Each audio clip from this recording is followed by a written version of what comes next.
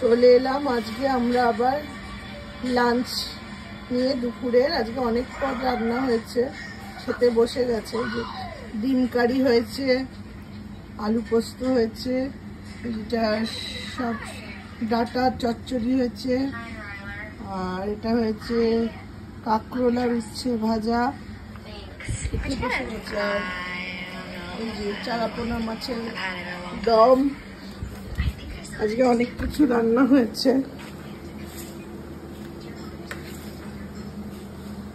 অনেক কিছু রান্না হয়েছে আমাদের। এই যে দেখো না, সব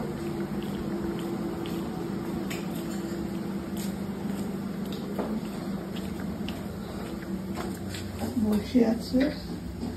এই যে চিংড়ি মাছ ভাজা, আর এটা হচ্ছে ওই মোরলা মাছ ভাজা, মোরলা মাছের ঝাল, পটল ভাজা, স্যালাড।